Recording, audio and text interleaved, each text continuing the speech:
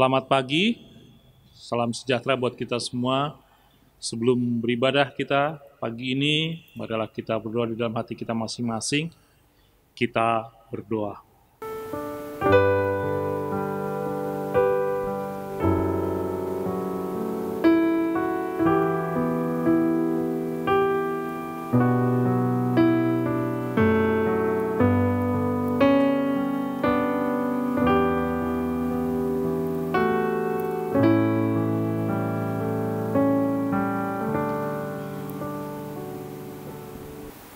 Amin.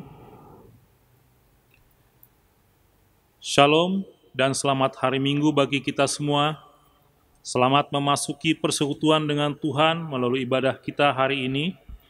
Minggu ini dinamakan dengan Minggu Okuli. Okuli artinya adalah mataku terarah kepada Tuhan. Topik minggu kita hari ini, kasih kepada Allah. Ya Tuhan, kami ingin mengasihi Engkau dengan segenap hati kami, dan dengan segenap jiwa kami, dan dengan segenap kekuatan kami. Berilah kami kekuatan untuk melakukan itu dalam kehidupan kami sehari-hari. Sadarilah terlebih dahulu segala perbuatan Allah dalam hidupmu. Barulah engkau melakukan perintah-perintahnya, agar segenap perbuatanmu merupakan ungkapan syukurmu atas kasih Tuhan yang telah diberikannya dalam hidupmu. Marilah kita memasuki persekutuan dengan Tuhan. Marilah kita memuliakan Dia.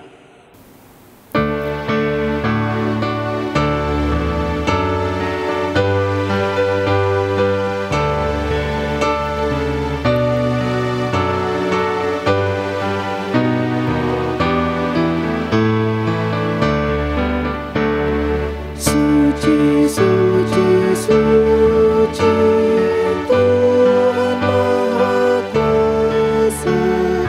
Engkau kami puji di pagi yang teduh. Suci, suci, suci, murah dan perkasa, Allah Tritunggal, agung namamu.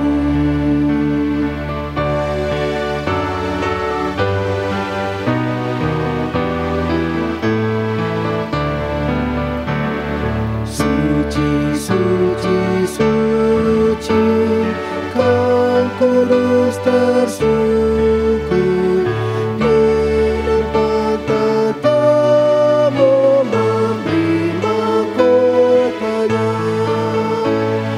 Segenap malaikat sujud menyembahmu, Tuhan yang ada selama-lamanya.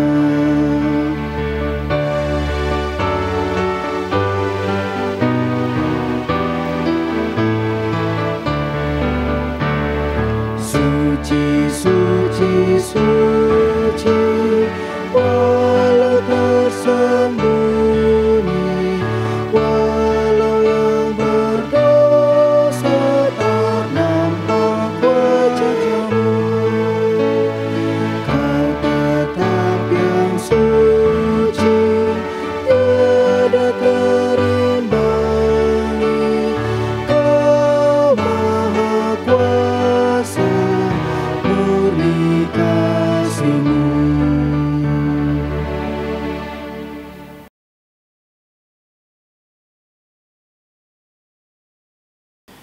Di dalam nama Allah Bapa dan nama Anaknya Tuhan Yesus Kristus, dan nama Roh Kudus yang menciptakan langit dan bumi. Amin. Berpalinglah kepadaku dan kasihanilah aku, sebab aku sebatang kara dan tertindas. Kepadamu ya Tuhan, kuangkat jiwaku, Allahku, kepadamu aku percaya. Haleluya. Haleluya,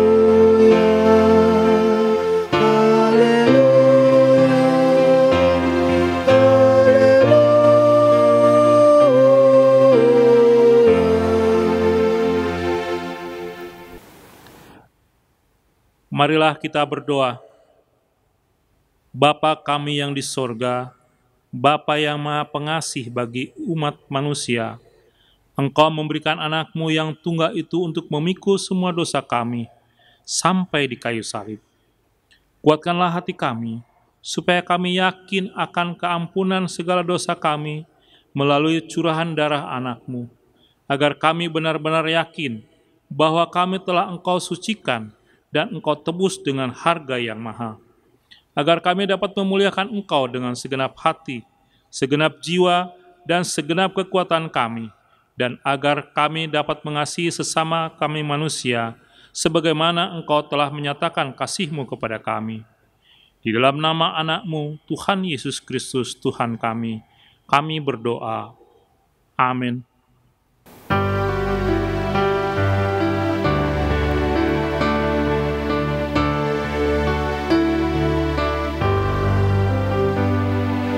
Tuhan, betapa banyaknya berkat yang Kau beri, teristimewa rahmat-Mu dan hidup abadi. Terima kasih ya Tuhanku atas keselamatanku. Padaku telah Kau beri hidup bahagia abadi.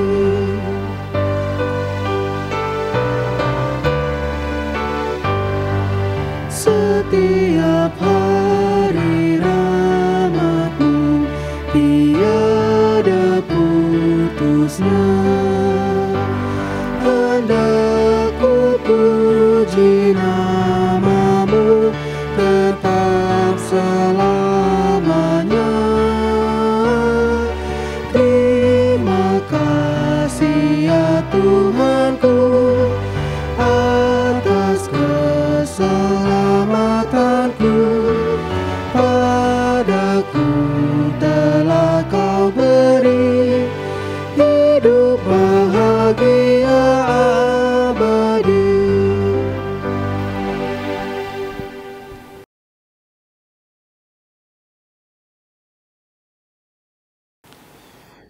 Dengarlah hukum Tuhan yang ditetapkan untuk kita pada Minggu Okuli hari ini, yang tertulis dalam Injil Yohanes 14, ayatnya yang ke-23 sampai dengan ke-24. Demikian hukum Tuhan. Jawab Yesus, "Jika seorang mengasihi Aku, ia akan menuruti perintah firman-Ku, dan Bapa-Ku akan mengasihi dia, dan kami akan datang kepadanya dan diam bersama-sama dengan dia. Barang siapa tidak mengasihi Aku, ia tidak menuruti firman-Ku, dan firman yang kamu dengar itu bukanlah daripadaku, melainkan dari Bapa yang mengutus Aku." Demikianlah hukum Tuhan. Marilah kita bersama-sama memohon kekuatan dari Tuhan untuk melakukan yang sesuai dengan hukum-Nya. Ya Tuhan Allah, kuatkanlah kami untuk melakukan yang sesuai dengan hukum-Mu. Amin.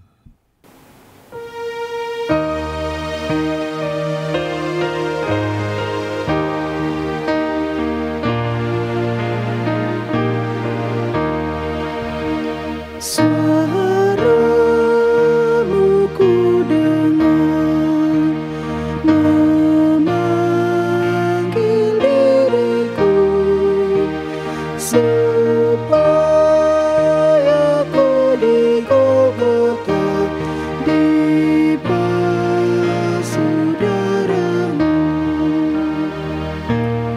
Aku datanglah Tuhan padamu, dalam darah-Mu kudus sucikan diriku.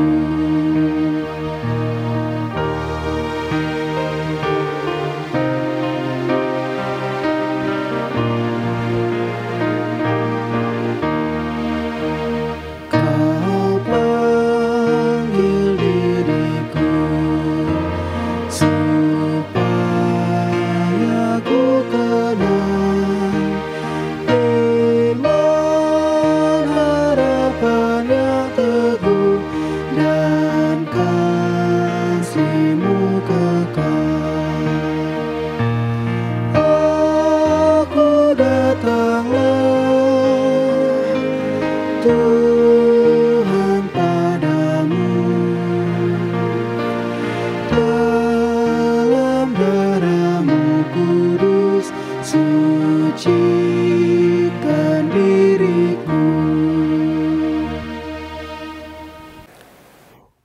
Marilah kita mengaku dosa-dosa kita di hadapan Tuhan.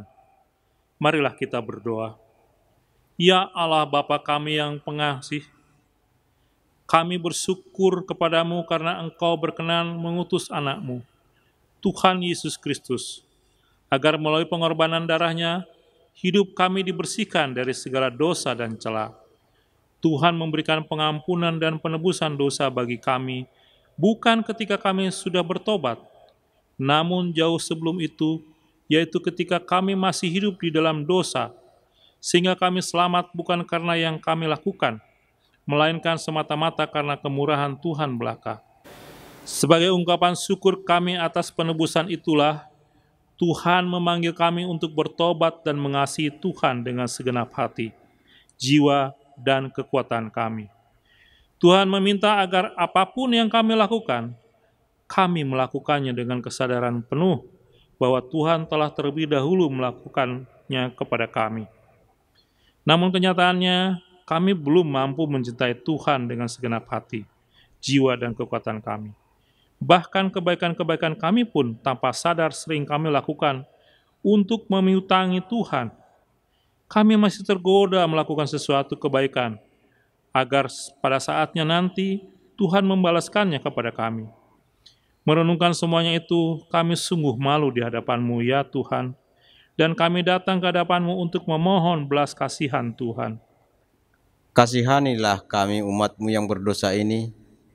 Berilah kami hikmat untuk menyadari bahwa Tuhan telah terlebih dahulu mengasihi kami dan melimpahi kami dengan rahmat dan kasih karunia. Ya Tuhan, firman-Mu dengan tegas mengingatkan kami bahwa siapa yang mengasihi Tuhan, ia akan melakukan perintah Tuhan. Sedangkan siapa yang tidak mengasihi Tuhan, ia tidak melakukan perintah-Mu. Sebuah ketegasan yang tidak ditawar-tawar lagi. Cinta kasih kami kepadamu bukanlah diukur dari seberapa sering kami berseru Tuhan. Tuhan dalam keseharian kami. Cinta kasih kami kepadamu juga bukan ditentukan dari seberapa rajin kami beribadah kepadamu setiap hari Minggu ataupun setiap harinya. Cinta kasih kami kepada Tuhan hanyalah diukur dari seberapa setia kami melakukan perintah Tuhan. Melakukan perintah Tuhan bukan sebagai beban atau kewajiban, melainkan dari kerelaan hati sebagai ungkapan rasa cinta kami kepadamu. Namun kenyataannya Tuhan, rasa cinta kami kepada Tuhan sering sekali hanya sebatas ritual ataupun pengucapan semata. Kami belum benar-benar bersungguh-sungguh melakukan perintah Tuhan sesuai dengan kehendak-Mu. Untuk itu kami memohon kepadamu, ya Tuhan. Ampunilah kami, ya Tuhan, umat-Mu yang kurang setia ini. Kuatkanlah kami mencintai-Mu, melalui kesetiaan kami melakukan perintah-Mu setiap hari.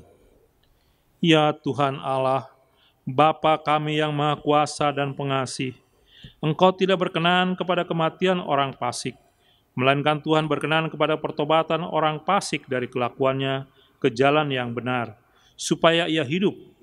Oleh sebab itu, kami memohon kepadamu, jauhkanlah kami dari segala murka dan hukum-Mu.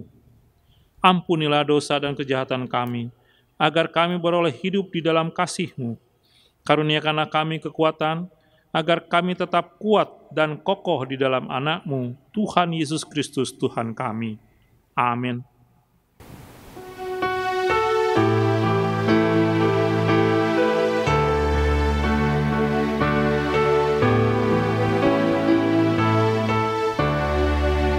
Yang Maha Kasih, yaitu Allah, Allah pengasih pun bagiku. Aku selamatlah oleh kasih.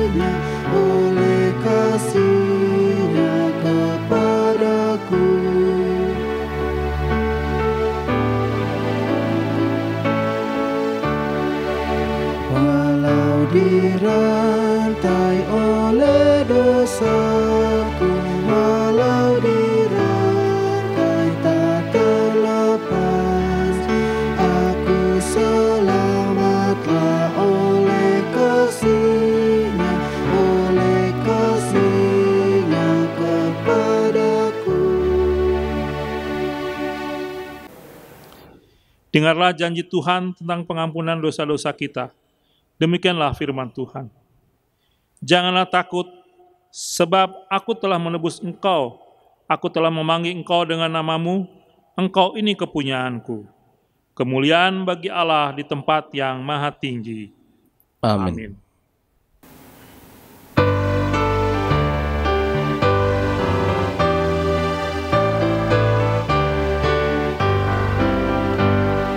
Selamat di tangan Yesus, aman pelukannya. Dalam teduh kasih-Nya, aku bahagia. Lagu merdu malaikat boleh ku terdengar dari negeri mulia, damai sejahtera. Selamat di tangan Yesus, aman pelukannya. Dalam teduh kasih-Nya, aku bahagia.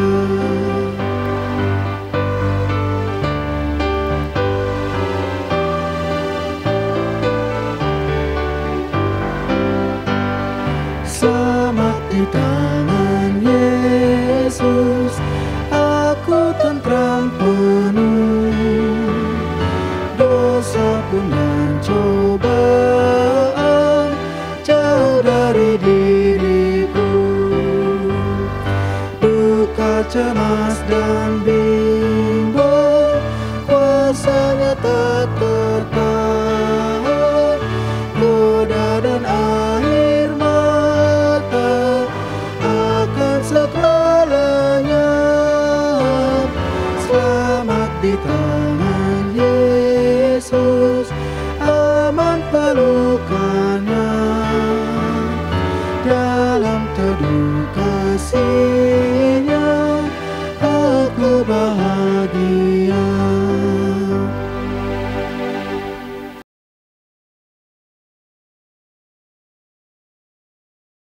Marilah kita mendengar firman Tuhan yang ditetapkan menjadi epistel pada Minggu Okuli hari ini, yang tertulis dalam Injil Matius yang ke-22, ayat yang ke-37 sampai dengan 40. Demikian firman Tuhan. Jawab Yesus kepadanya, "Kasihilah Tuhan Allahmu dengan segenap hatimu, dan dengan segenap jiwamu, dan dengan segenap akal budimu. Itulah hukum yang terutama dan yang pertama." Dan hukum yang kedua yang sama dengan itu ialah kasihilah sesamamu manusia seperti dirimu sendiri. Pada kedua hukum inilah tergantung seluruh hukum Taurat dan kitab para nabi. Demikianlah firman Tuhan. Berbahagialah orang yang mendengar firman Tuhan serta memeliharanya. Amin.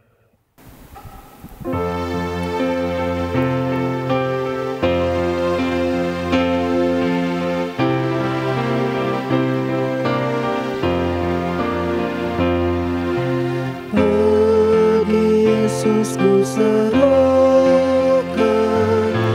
hidupku seluruhnya,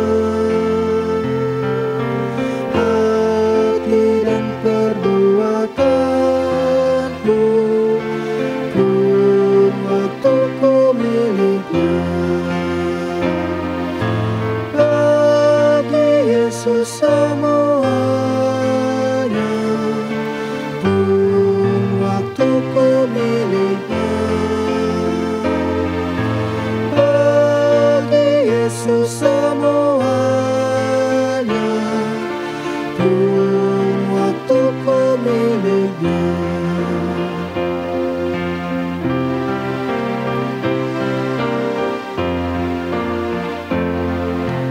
Tanganku kerja baginya, kakiku mengikutnya, mataku memandang Yesus, yang ku puji Dialah. Bagi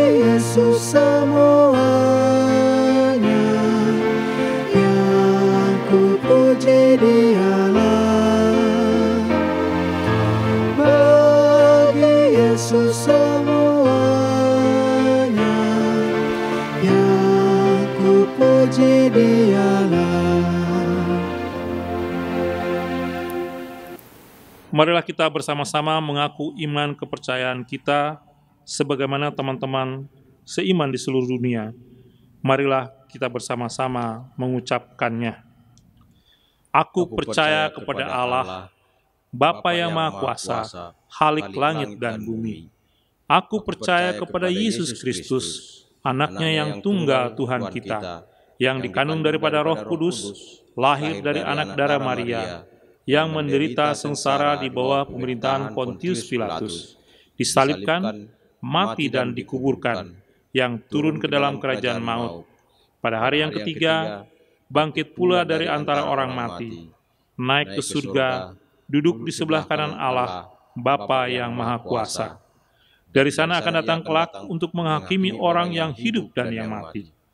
Aku percaya kepada Roh Kudus, dan adanya satu gereja yang kudus, persekutuan orang kudus, pengampunan dosa, kebangkitan daging, dan hidup yang kekal. Amin.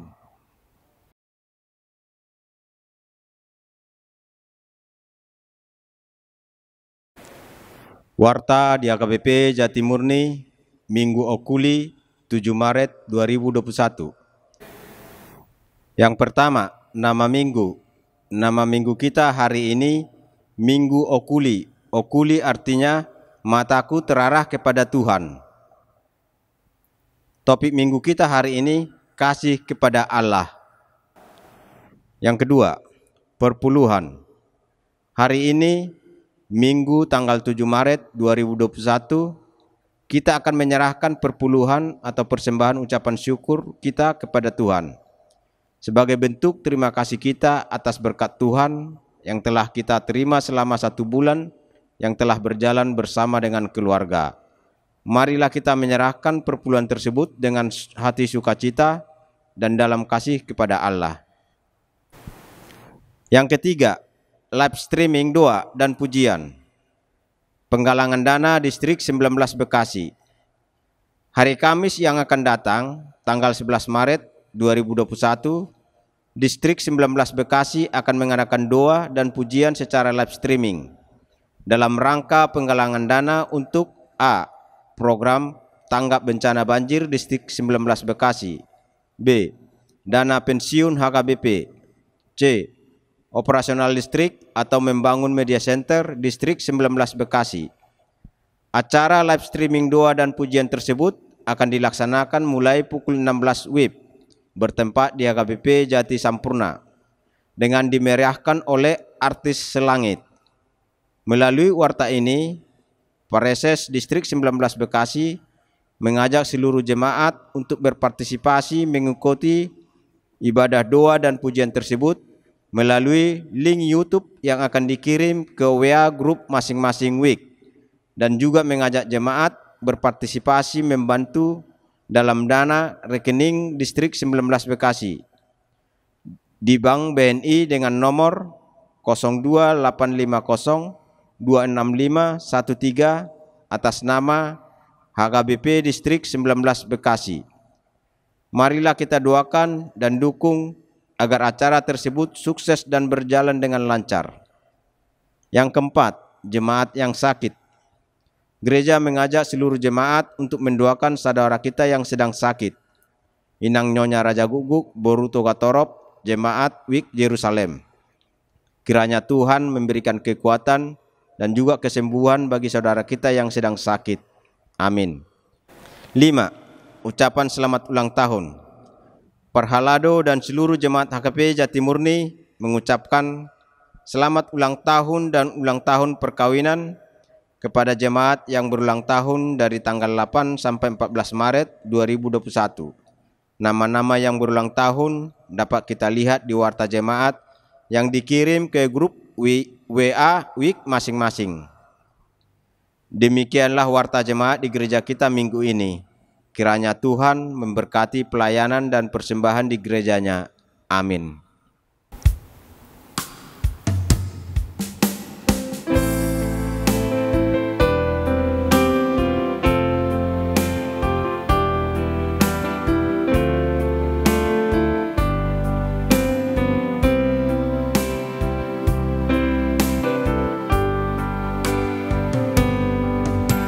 Seperti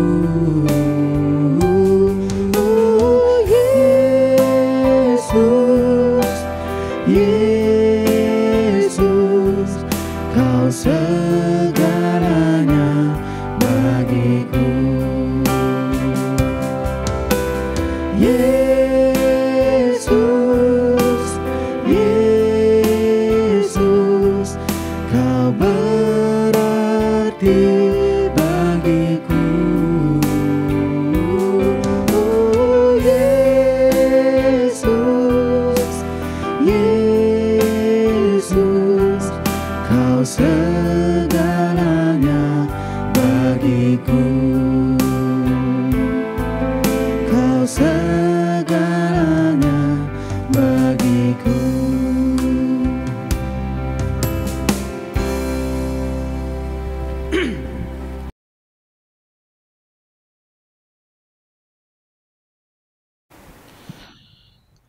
Damai sejahtera Allah yang melampaui segala akal, itulah yang memelihara hati dan pikiran saudara di dalam Kristus Yesus Tuhan kita. Amin. Shalom. Firman Tuhan bagi kita pada Minggu Okuli hari ini tertulis dalam Kitab Keluaran pasal 20, dimulai dari ayat yang pertama sampai dengan ayat yang ke-11. Demikianlah firman Tuhan. Lalu Allah mengucapkan segala firman ini. Akulah Tuhan Allahmu yang membawa engkau keluar dari tanah Mesir, dari tempat perbudakan. Jangan ada padamu Allah lain di hadapanku. Jangan membuat bagimu patung yang menyerupai apapun yang ada di langit di atas, atau yang ada di bumi di bawah, atau yang ada di dalam air di bawah bumi. Jangan sujud menyembah kepadanya atau beribadah kepadanya. Sebab aku Tuhan Allahmu adalah Allah yang cemburu, yang membalaskan kesalahan bapa kepada anak-anaknya, kepada keturunan yang ketiga dan keempat dari orang-orang yang membenci aku. Tetapi aku menunjukkan kasih setia kepada beribu-ribu orang, yaitu mereka yang mengasihi aku dan yang berpegang pada perintah-perintahku. Jangan menyebut nama Tuhan Allahmu dengan sembarangan, sebab Tuhan akan memandang bersalah orang yang menyebut namanya dengan sembarangan. Ingatlah dan kuduskanlah hari Sabat. 6 hari lamanya engkau akan bekerja dan melakukan segala pekerjaanmu. Tetapi hari ke-7 adalah hari Sabat Tuhan Allahmu. Maka jangan melakukan suatu pekerjaan, engkau atau anakmu laki-laki atau anakmu perempuan, atau hambamu laki-laki atau hambamu perempuan, atau hewanmu, atau orang asing yang di tempat kediamanmu. Sebab 6 hari lamanya Tuhan menjadikan langit dan bumi, laut dan segala isinya, dan ia berhenti pada hari ke-7. Itulah sebabnya Tuhan memberkati hari Sabat dan menguduskannya. Demikianlah firman Tuhan. Jemaat yang dikasihi Tuhan, jika kita mendengarkan atau mengikuti pembacaan firman tadi, maka dengan mudahnya kita akan langsung mengenali bahwa ini adalah mengenai bagian dari 10 titah. Tapi kemudian yang kita baca tadi kebetulan hanya titah pertama sampai dengan titah yang keempat. Ya, bagian kepada Allah. Sehingga dengan gampang kita mengatakan, oh ini tentang hukum Taurat, melakukan hukum Taurat. Tapi mari kita perhatikan. Ketika Tuhan menyampaikan firman-Nya tadi kepada umat Israel dan sekarang kepada kita, dan Dia menyampaikan 10 titah kepada kita, apa kalimat Allah pertama sekali disampaikan kepada kita? Apakah Allah langsung mengatakan titah pertama, akulah Tuhan Allahmu? Tidak. Jika kita perhatikan pembacaan nats tadi, Allah memulainya dengan kalimat, akulah Tuhan Allahmu. Ya. Apa maksudnya di sini, Bapak Ibu Saudara-saudara, jemaat yang dikasihi Tuhan? Kenapa Allah tidak langsung mengatakan titah pertama seperti itu? Tapi kenapa Dia perlu memperkenalkan dirinya, akulah Tuhan Allahmu? Baru nanti dikatakan ada 2 hal yang perlu kita benar-benar kenali Dia. Ada 2 sifatnya atau 2 perbuatannya. Bapak Ibu Saudara-saudara, ketika Tuhan Allah terlebih dahulu mengatakan, akulah Tuhan Allahmu, dan Dia terlebih dahulu mengajak kita, kenali dulu aku. Baru Dia menyampaikan perintah-perintahnya. Maka ini sebenarnya sebuah ajakan yang sangat penting untuk kita lakukan terlebih dahulu sebelum kita melakukan firman-Nya. Dan benar Bapak Ibu Saudara-saudara, sangat beda sekali kita melakukan suatu pekerjaan kepada orang yang dia tidak kenal dibandingkan dengan kepada orang yang dia sudah kita kenal. Apalagi orang itu kita kenal sebagai orang yang sangat-sangat penting atau sangat-sangat tinggi, maka otomatis kualitas pekerjaan kita itu tidak akan sama, tidak akan biasa dibandingkan jika orang itu bukan siapa-siapa. Itu sebabnya ketika Tuhan memberikan perintahnya kepada kita 10 perintah, tapi dia terlebih dahulu mengatakan, akulah Tuhan Allahmu, kenali aku dulu. Maka Tuhan juga ingin, kalaupun nanti kita akhirnya melakukan 10 perintah itu, maka dipastikan kita terlebih dahulu mengenalinya dulu. Dan kalau kita sudah mengenalinya, maka Tuhan mengingini kita melakukan 10 perintah itu dengan cara yang berbeda. Dengan cara yang sama sekali tidak biasa. Lebih dari sekedar kewajiban. Lebih dari sekedar peraturan. Apalagi kita orang yang hidup sekarang ini mempunyai moto peraturan dibuat untuk dilanggar, ya. Sehingga otomatis hukum Taurat dibuat untuk dilanggar seperti itu. Nah, itulah kalau kita tidak terlebih dahulu mengenal Allah. Oleh sebab itu, sesuai dengan nama minggu hari ini, Okuli, jiwaku memandang kepada Tuhan, maka kita diajak untuk terlebih dahulu melihat kepada Tuhan, mengenali Dia, agar kita seperti topik hari ini, mengasihi Dia, dan dalam rangka mengasihi Dialah kita nanti melakukan hukumnya. Maka ketika Tuhan mengatakan, akulah Tuhan Allahmu, ada 2 hal yang Dia katakan tentang dirinya yang sangat penting untuk kita renungkan. Yang pertama, Tuhan mengatakan, akulah Tuhan Allahmu yang membawa engkau keluar dari tanah Mesir, dari tempat perbudakan. Apa artinya ini, Bapak Ibu Saudara-saudara, untuk kita renungkan? Ketika Tuhan mengatakan, akulah Dia yang membawa engkau keluar dari perbudakan di Mesir. Kita tahu ya, kalau budak itu orang yang dianggap tidak eksis, orang yang dianggap tidak ada, nobody. Maka ketika Tuhan mengatakan, akulah Dia yang membawa engkau keluar dari ketidakadaanmu, walaupun sebenarnya engkau ada sebagai pribadi, tapi orang tidak memandangmu sama sekali. Akulah Dia yang membawa engkau keluar dari situ, sehingga kau menjadi ada. Akulah Tuhan yang membuat engkau menjadi eksis. Akulah Tuhan yang membuat engkau dari nobody menjadi somebody. Akulah Dia yang membuat engkau dari tidak ada menjadi ada. Kalau tidak ada aku, engkau bukan siapa-siapa. Ini kira-kira yang mau dikatakan Tuhan. Bahkan bukan soal bukan siapa-siapa. Bahkan kalau tidak ada aku, engkau tidak ada. Nah, kalau sudah seperti ini, Bapak Ibu Saudara-saudara, kalau kita renungkan ini dalam-dalam, maka sebenarnya pernyataan ini cukup dikatakan sekali kepada kita dan kita sudah harus mengerti, ya. Kalau ada orang yang mengatakan kepada kita, kalau bukan karena aku kau tidak akan ada di sini, kalau bukan karena aku kau bukan siapa-siapa, itu sebuah pernyataan yang sangat keras.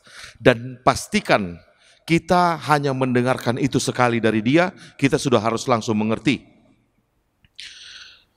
Bahkan kita akan berusaha jangan sampai orang itu atau siapapun dia mengatakan itu sekali lagi kepada kita. Karena kalau sampai dia 2 kali mengatakan itu kepada kita, bisa dipastikan kita orang yang tidak tahu diri. Ya, kita ambil contoh, ya. Misalnya ada seseorang yang memasukkan kita ke sebuah perusahaan yang sangat besar. Dan orang itu tidak hanya sekedar memasukkan kita ke perusahaan itu.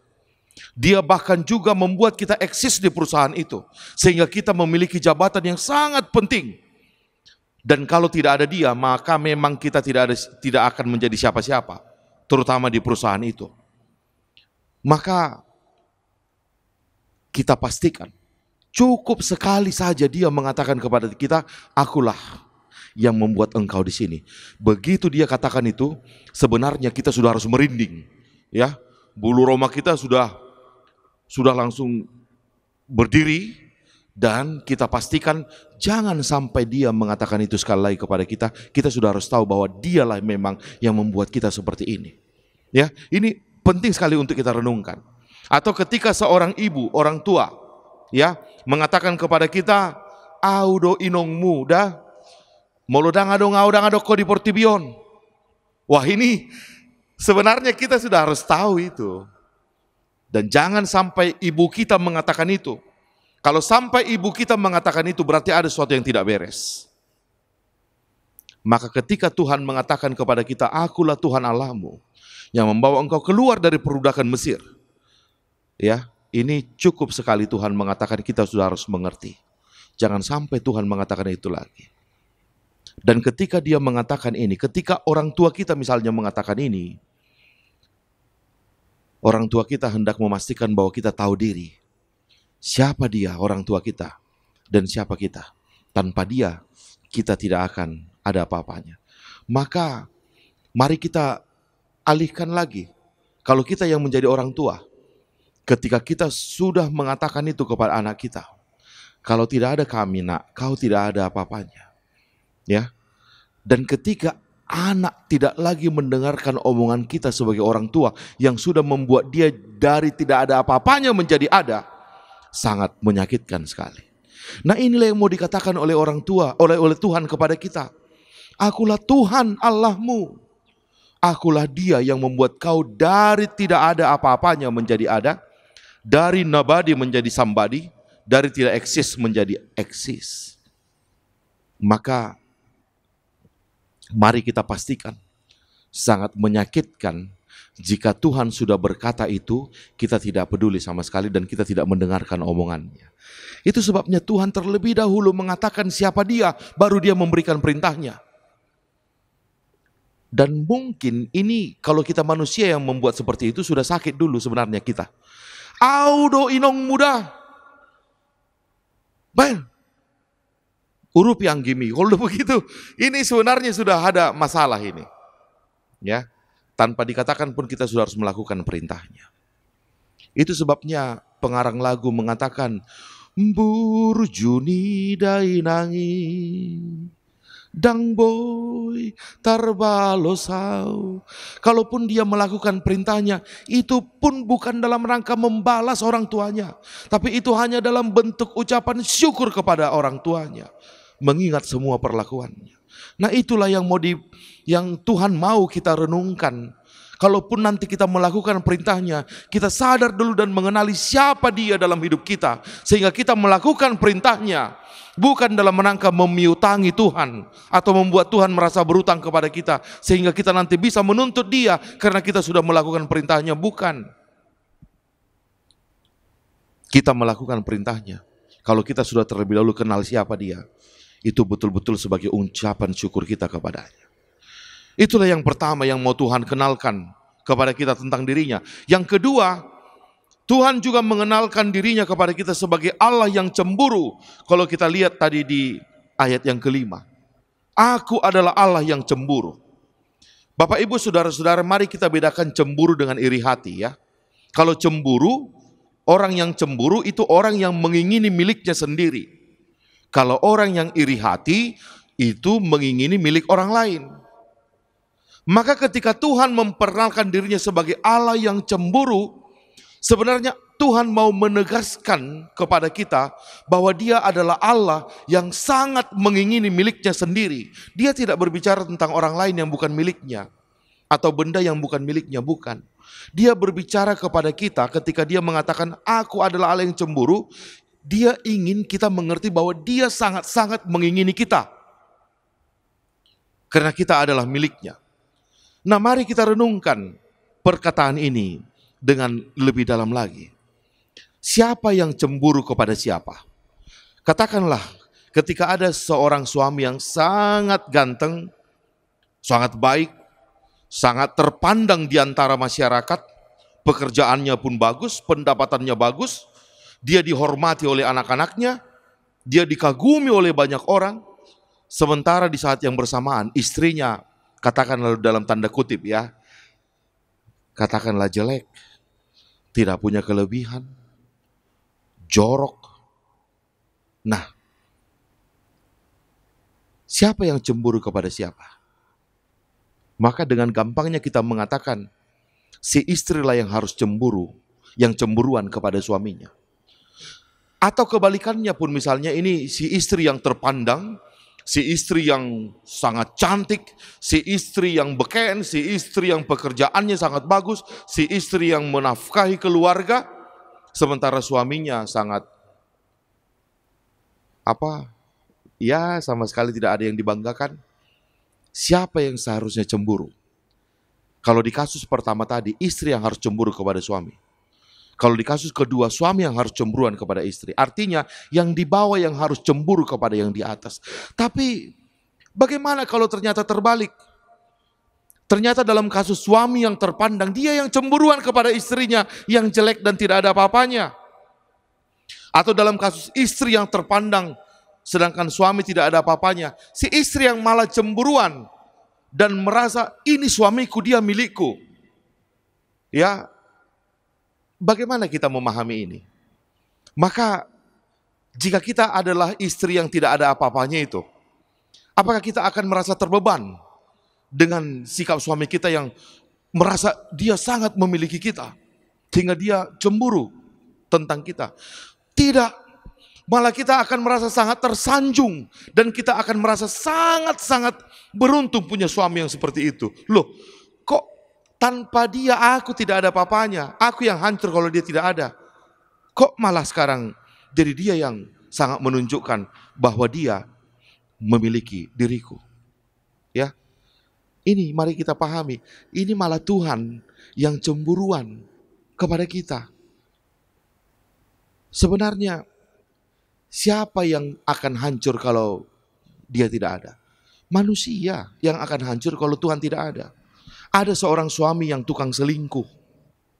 Udah gak ada kelebihannya, gak ada yang apa-apa yang bisa dibanggakan. Sementara istrinya cantik, setia, pekerjaannya mantap. Bisa dipastikan si istri kalau gak ada suaminya, dia akan eksis. Bahkan mungkin semakin bersinar. Sebaliknya suami yang akan hancur kalau istrinya tidak ada. Tapi apa yang terjadi kalau ternyata si istri yang sangat berusaha untuk menunjukkan dan berusaha untuk selalu menjaga suaminya dan mengatakan aku cemburuan, kau adalah milikku. Wah, ini ya si suami sudah harus tahu diri dan dia harus terharu dan bahagia dengan ini. Atau katakanlah ada sebuah perusahaan yang sangat besar memiliki seorang pegawai yang tidak ada apa-apa, yang tidak ada yang bisa dibanggakan. Kalau pegawai itu dipecat pun perusahaan itu akan beruntung. Ya, ada banyak orang yang antri untuk masuk ke perusahaan itu. Tapi kemudian perusahaan itu berusaha menjaga pegawai ini. Nah, bagi kita manusia ini tidak masuk akal gitu ya. Sangat tidak masuk akal. Ya dipecat aja sekalian gitu. Tapi ternyata perusahaan itu yang sangat menjaga pegawainya ini. Si pegawai harusnya bangga dan terharu dan bahkan menangis. Tanpa ada perusahaan itu aku hancur. Tapi tanpa ada aku perusahaan itu akan tetap eksis. Begitulah ketika Tuhan mengatakan aku adalah Allah yang cemburu. Sebenarnya dia mau mengatakan kau adalah milikku dan kau akan kupertahankan. Walaupun kau tukang selingkuh, imanmu entah kemana-mana. Sebentar kau mengatakan aku, sebentar kau mengatakan yang lain, sebentar kau mengatakan jabatanmu dan siapapun itu. Tapi Tuhan tetap mengatakan kau adalah milikku dan kau akan kupertahankan karena aku adalah Allah yang cemburu. Bapak Ibu saudara-saudara, dua hal yang Tuhan perkenalkan tentang dirinya kepada kita, dua-duanya seharusnya membuat bulu roma kita berinding. Membuat kita merasa deg-degan dan membuat jantung kita berdetak dengan kuat. Ini logika apa yang Tuhan pakai ini kepada kita. Maka dalam rangka itulah ketika Tuhan sudah memperkenalkan siapa dia sebenarnya kepada kita. Yang pertama, dia adalah Tuhan yang membuat kita dari tidak ada menjadi ada. Yang kedua, dia adalah Allah yang sangat menginginkan kita sebagai miliknya. Barulah dia memberikan perintahnya. Bapak Ibu saudara-saudara. Maka perintah itu bukan lagi sebuah beban kepada kita kalau kita betul-betul merenungkan itu. Bukan lagi. Bahkan perintah itu ya akan kita lakukan dengan senang hati. Dengan senang hati. Sebagai ungkapan rasa syukur. Itu sebabnya, Bapak Ibu saudara-saudara, kalau kita sudah merenungkan ya, ini saya ambil ilustrasi saja. Ada seorang anak gelandangan, yatim piatu. Kemudian ada orang tua yang berbaik hati untuk mengambil dia, memungut dia, mengadopsi dia menjadi anak mereka. Dan semua kebutuhannya dipenuhi dan dia dibuat sekolah di sekolah yang bagus. Kalau dia betul-betul menghayati betapa beruntungnya dia karena orang itu, ketika orang itu mengatakan kepada dia target, jangan sampai nilai merah ya, atau jangan sampai nilaimu di bawah KKM ya, maka sebenarnya itu adalah standar paling rendah. Standar paling rendah. Dia tidak akan berusaha tidak sekedar di bawah KKM, tapi dia akan berusaha untuk melewati bahkan nilainya sampai sempurna, sampai 10. Itulah caranya untuk membalas kebaikan orang itu. Maka begitu jugalah kita. Ketika Tuhan memberikan perintahnya kepada kita, Tuhan yang sudah memperkenalkan dirinya begitu luar biasanya dalam hidup kita, memberikan perintahnya kepada kita, jangan. Mari kita sadari kata jangan itu sebenarnya adalah standar terendah. Bukan itu yang harus kita lakukan. Seperti halnya anak tadi, jangan di bawah KKM, itu standar terendah. Yang harus dilakukan adalah melompati standar itu dan melakukan yang positif di atas 10, bukan yang negatif, bukan sekedar jangannya itu. Atau jangan bercerai, maka kita akan melewati standar itu. Ini bukan soal tidak bercerai aja, ini soal bagaimana membuat pasanganku betul-betul nyaman di sisiku. Ini berbeda.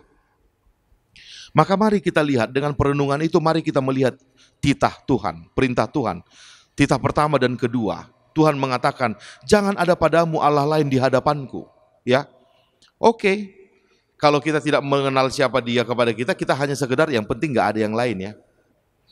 Tapi kalau kita sudah mengenal dia, kita akan mengatakan, Tuhan, kalau cuma itu yang Tuhan minta dariku, itu soal gampang Tuhan. Seharusnya kita mengatakan itu. Contoh ya, ketika ada seorang suami yang sudah begitu baik kepada istrinya, sementara istrinya nggak ada apa-apanya yang dibanggakan, maka kemudian suami itu mengatakan kepada istrinya, jangan ada laki-laki lain ya di hadapanku, gitu-gitu ya. Maka istrinya akan mengatakan, aduh Pak, kalau soal itu nggak perlu. Bahkan yang kulakukan adalah bagaimana aku berusaha untuk hidup sempurna di hadapanmu. Ini udah soal bagaimana aku hidup di hadapan suamiku yang sudah baik itu. Ya. Jadi sama halnya ketika Tuhan mengatakan jangan ada Allah lain ya di hadapanku, maka kita akan mengatakan, aduh Tuhan kalau itu sudah bereslah. Bahkan aku akan langsung membuat bagaimana aku hidup di hadapan Tuhan. Bukan soal Allah lain di hadapanmu, tapi bagaimana aku di hadapanmu. Aku akan membuat seolah Tuhan selalu ada di depanku, melihati aku, mengawasi aku. Maka aku tidak akan pernah main-main di hadapan Tuhan. Bukan sekedar membuat berhala, tapi aku bahkan akan langsung menjaga setiap perkataanku, perangaiku, tingkah lakuku. Seakan-akan Tuhan ada di depanku langsung. Begitulah kita memaknai titah pertama dan kedua, kalau kita berangkat dari pengenalan yang bagus akan Tuhan. Yang kedua, titah ketiga misalnya, jangan menyebut nama Tuhan Allahmu dengan sembarangan. Ya, itu standar terendah, jangan menyebut nama Tuhan Allahmu dengan sembarangan. Banyak orang salah memaknai atau hanya sekedar memaknai titah ketiga ini dengan sekedar tidak menyebut Tuhan dari mulutnya. Misalnya gini ya, ya Tuhan, dia terkejut. Itu baru dia anggapnya melanggar titah ketiga, menyebut nama Tuhan dengan sembarangan. Atau bahkan mungkin dia bersumpah demi nama Tuhan. Itu yang dia anggap menyebut nama Tuhan dengan sembarangan. Benar memang, kalau kita membaca kitab Imamat, penjelasan dari titah ketiga. Tapi kalau kita sudah mengenal dia, dan kita benar-benar mengasihi dia, maka kita akan memaknai titah ketiga ini lebih tinggi lagi dari situ. Bagaimana caranya?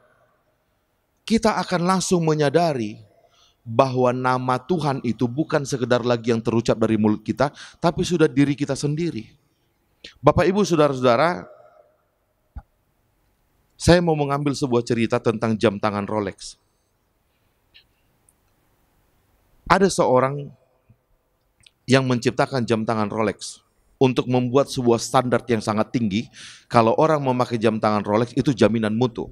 Dan benar aja pada tahun 1927 seorang wanita Jerman bernama Mercedes Gleitze dengan memakai jam tangan Rolex, dia berenang dari Prancis ke Inggris melintasi Selat Dover yang ombaknya sangat besar sekali. Setelah dia sampai di seberang ya di Inggris, orang melihat jam tangannya tidak ada sedikit pun embun melekat di kaca jam itu. Tidak ada setetes air pun yang bisa masuk ke dalam jam itu. Maka mulai dari saat itu jam tangan Rolex sangat terkenal jaminan mutu. Baru pada tahun 1953 seorang penjelajah bernama Edmund Hillary juga memakai jam tangan Rolex mendaki ke Gunung Everest sampai ke ketinggian 8.892 meter. Dan ketika dia sampai di puncak, dia difoto dengan bendera negaranya Selandia Baru. Dan ketika dia sudah turun ke bawah, orang melihat jam tangannya sedikit pun tidak rusak. Dan dari saat itu orang mengenal jam tangan Rolex itu sudah jaminan mutu. Ya. Maka begitulah sebuah nama. Tidak sembarangan. Ketika nama itu sudah melekat di sebuah jam tangan, maka jaminan mutu. Maka begitulah juga kita. Orang sudah mengenal kita Kristen, maka nama Tuhan bahkan sudah ada dalam hidup kita. Maka ketika kita berperilaku sembarangan, bertolak belakang dari nama itu, disitulah kita sudah menyebut nama Tuhan Allah dengan sembarangan. Atau ketika ada rumah sakit menyebut namanya, nama Kristen misalnya, rumah sakit Shalom, rumah sakit Bethesda, rumah sakit Siloam, rumah sakit apapun itu. Tapi kemudian pelayanannya bertolak belakang dari ketuhanan, maka disitulah rumah sakit itu telah menyebut nama Tuhan dengan sembarangan. Atau ketika ada rumah makan kasih, rumah makan, katakanlah rumah makan Kanaan misalnya, tapi kemudian harganya luar biasa tingginya, maka orang akan mengatakan, loh ini apa? Ada orang yang namanya Torang, tapi perilakunya gelap. Nah ini bagaimana nama, perilaku tidak mewakili nama. Dia sudah menyebut nama itu dengan sembarangan. Maka ketika kita sudah berangkat dari pengenalan akan Tuhan, maka kita akan memandang titah ketiga ini sampai ke tahap itu. Aku sudah dikenal orang Kristen. Nama Tuhan akan selalu kubawa. Maka jangan sampai aku mempermalukan nama itu. Jangan sampai aku menyebut nama itu dengan sembarangan. Ketika aku di perusahaanku satu-satunya orang Kristen, tapi korupsikulah yang paling luar biasa, maka aku telah menyebut nama Tuhan dengan sembarangan. Ketika aku di perusahaan itu satu-satunya Kristen, tapi omonganku, bicaraku itu yang selalu paling menyakiti hati orang, aku selalu datang terlambat, maka disitulah aku telah menyebut nama itu dengan sembarangan. Kita harus sampai ke tahap itu. Bukan lagi hanya sekedar menyebut nama Tuhan secara mulut ini dengan sembarangan. Dan ataupun kita berangkat ke titah keempat, Bapak Ibu Saudara-saudara, mengalami Sabat Tuhan, merayakan hari Sabat, istirahat. Ketika kita sudah berangkat dari pengenalan yang baik akan Tuhan, kita akan memahami bahwa merayakan hari Sabat bukan sekedar tidak melakukan pekerjaan dan hanya beribadah, habis itu selesai, tidak. Di Yohanes 14 ayat 27 Tuhan mengatakan, damai sejahtera kutinggalkan bagimu, damai sejahteraku kuberikan kepadamu, dan apa yang kuberikan tidak seperti yang diberikan dunia ini kepadamu. Janganlah gelisah dan gentar hatimu. Itulah makna Sabat. Sabat artinya merasakan damai sejahtera Tuhan yang ditinggalkan kepada kita. Sabat artinya merasakan damai sejahtera Tuhan yang diberikan kepada kita. Sehingga ketika orang tidak bekerja pada hari Sabat, pada hari Minggu, dan dia beribadah pada hari Minggu, tapi dia sebenarnya tidak merasakan damai sejahtera sama sekali. Sebenarnya dia belum memasuki hari Sabat. Kebalikannya, ada orang yang dia jauh lebih capek pada hari Minggu dari hari biasanya. Tapi yang membuat dia capek Berbeda dari jenis pekerjaan sehari-hari. Kalau jenis pekerjaan sehari-hari dia bekerja untuk dunia ini, untuk orang lain, untuk nafkahnya. Tapi di hari Minggu ini dia bekerja melakukan pekerjaan-pekerjaan yang mulia. Seperti hal yang dilakukan oleh Tuhan Yesus. Berkhotbah, menyembuhkan orang sakit. Ada orang yang pada hari Minggu dia lebih capek. Tapi pekerjaannya itu berbeda. Pekerjaannya membahagiakan orang lain, membahagiakan keluarga, pergi ke rumah keluarga, bersilaturahmi, melakukan kebaikan, melakukan bakti sosial, dan juga beribadah. Maka pada hari Minggu itu, dia lebih capek dari hari Senin sampai Sabtu. Tapi sebenarnya jiwanya bahagia. Dan bukan hanya jiwanya yang bahagia, orang lain pun bahagia. Dan Tuhan pun bahagia dengan apa yang dilakukan. Maka inilah yang dikatakan mendapatkan sahabat Tuhan. Beristirahat dalam Tuhan. Sebab yang perlu kita kasih makan sebenarnya adalah jiwa kita. Ya, jadi jangan hanya berpikir merayakan sahabat adalah mengistirahatkan fisik kita. Tidak. Jauh dari situ. Merayakan sahabat adalah memberi makan jiwa kita dengan cara melakukan kebaikan kepada orang lain. Lakukanlah pekerjaan-pekerjaan yang menyenangkan Tuhan dan itu bermakna bagi orang lain. Dan disitulah kita mendapatkan damai sejahtera Tuhan. Itulah merayakan sahabat, bukan sekedar duduk di gereja. Banyak orang duduk di gereja, pulang dari gereja, dia tidak damai, malah semakin membenci. Kalau kita sudah berangkat dari pengenalan siapa Tuhan dalam hidup kita, baru kita melakukan perintahnya, maka kita akan melakukan dengan standar yang lebih tinggi. Bukan sekedar jangan-jangannya lagi. Kita akan melakukan perintah itu jauh dari yang sekedar Tuhan suruh untuk kita lakukan. Karena apa? Karena Dia sudah terlebih dahulu memberikan kasih-Nya yang luar biasa kepada kita. Maka itulah topik minggu ini. Kasihilah Tuhan Allahmu dengan segenap hatimu, dengan segenap jiwamu, dan dengan segenap kekuatanmu. Dalam rangka kasih itulah, lakukanlah perintahnya. Maka, kembali lagi saya mengajak kita ke awal, kenali dulu Tuhan Allahmu, baru lakukan perintahnya. Selamat hari Minggu, selamat mengenal Tuhan Allah kita. Amin. Terima kasih Bapa atas firman yang telah kami dengarkan. Firman di mana Tuhan memberikan perintah-Mu kepada kami untuk kami lakukan. Tapi terlebih dahulu Tuhan memperkenalkan siapa Engkau dalam hidup kami. Itu dulu Tuhan yang harus clear bagi kami. Yang harus kami tuntaskan terlebih dahulu. Kalau kami telah benar-benar mengenali siapa Tuhan dalam hidup kami. Tuhan yang begitu cemburuan. Tuhan yang begitu menjaga kami milik-Mu. Tuhan yang begitu mengasihi kami, yang membuat kami dari tidak ada menjadi ada. Maka kalau kami berangkat dari pengenalan itu untuk melakukan firman-Mu, perintah-Mu itu Tuhan, bukan lagi sekedar jangan-jangannya yang kami lakukan, tapi kami akan melampauinya, melakukannya dengan segenap hati kami, dengan segenap jiwa kami, dengan segenap kekuatan kami, untuk menyenangkan hati Tuhan dan sesama kami. Tolong kami Tuhan, untuk mengenali-Mu benar-benar dalam hidup kami, agar dengan segenap jiwa, dengan segenap kasihlah, perintah-Mu kami lakukan, bukan sekedar beban, bukan sekedar kewajiban. Di Minggu Okuli ini, minggu di mana jiwa kami memandang Tuhan, biarlah kami semakin mengenal Tuhan dengan lebih baik, dengan lebih baik lagi. Terima kasih Bapa, terpujilah Engkau. Dalam nama anak-Mu Yesus Kristus kami berdoa. Amin.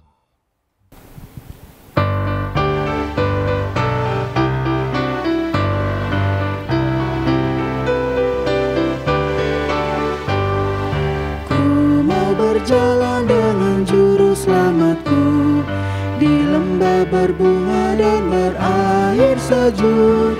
Ya kemana juga aku mau mengikutnya, sampai aku tiba di negeri baka. Ikut, ikut, ikut Tuhan Yesus, ku tetap mendengar dan mengikutnya. Ikut, ikut, ikut Tuhan Yesus, ya kemana juga ku mengikutnya.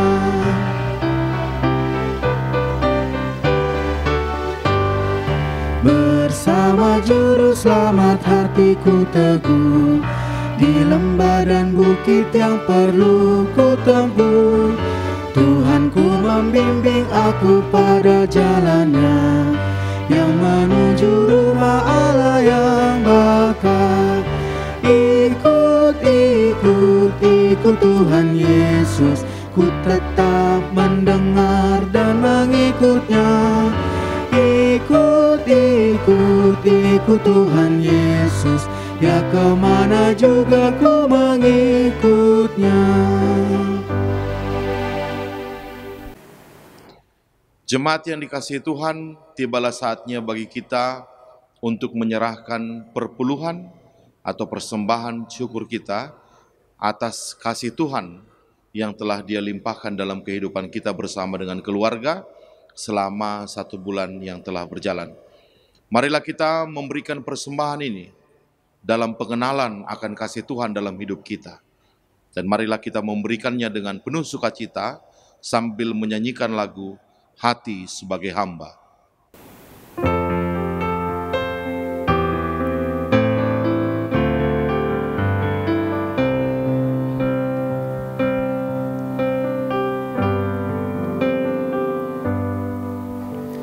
Ku tak membawa apapun juga saat ku datang ke dunia. Ku tinggal semua pada akhirnya saat ku kembali ke surga. Inilah yang ku punya, hati sebagai hamba yang mau taat dan setia padamu Bapa. Kemanapun ku bawa, hati yang menyembah dalam roh dan kebenaran sampai selamanya. Bagaimana ku membalas kasih-Mu? Segala yang ku punya itu milik-Mu, itu milik-Mu.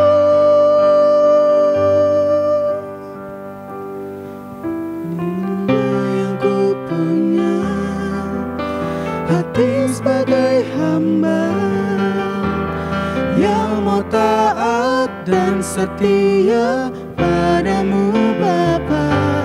Kemanapun ku bawa, hati yang menyembah dalam roh dan kebenaran sampai selamanya. Dalam roh dan kebenaran sampai selamanya.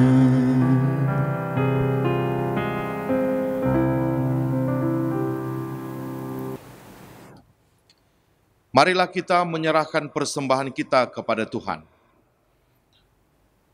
Ya Allah Bapa kami yang di sorga, kami mengaku bahwa Tuhan adalah sumber dari segala karunia yang melimpah dalam kehidupan kami masing-masing. Sebahagian daripada karunia itu, kami serahkan kembali sebagai persembahan kepada Tuhan. Terimalah dan berkatilah persembahan umat-Mu ini, agar dapat kami pergunakan untuk pekerjaan dan pelayanan kerajaan Tuhan di dunia ini. Bukalah hati kami untuk mengenal betapa banyak berkat dan karunia yang kami peroleh dari Tuhan, supaya kami senantiasa bersyukur kepadamu di dalam nama Yesus Kristus Tuhan kami. Amin. Tuhan karuniamu, roh dan jiwaku semua, nyawa juga hidupku, harta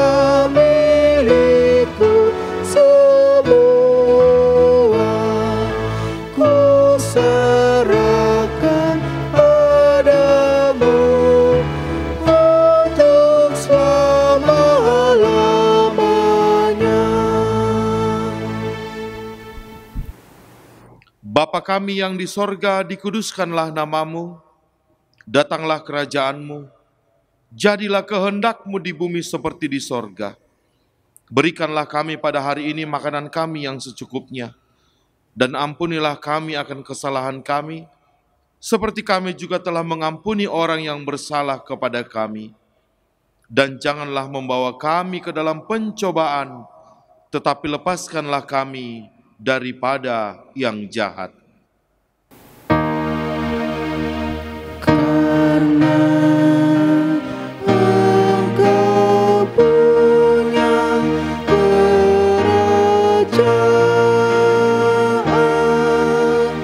dan kekuasaan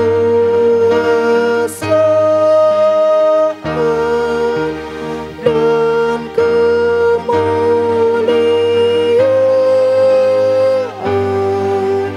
sampai selama-lamanya.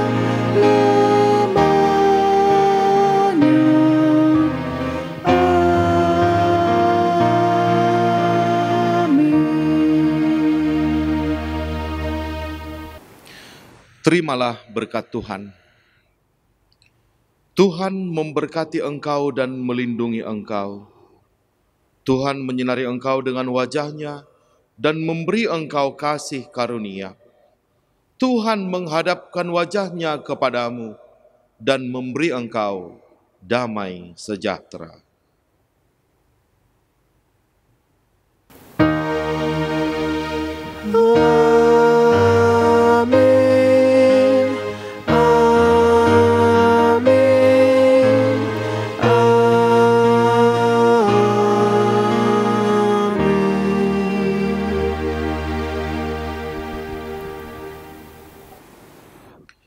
Shalom, selamat hari Minggu bagi kita semua.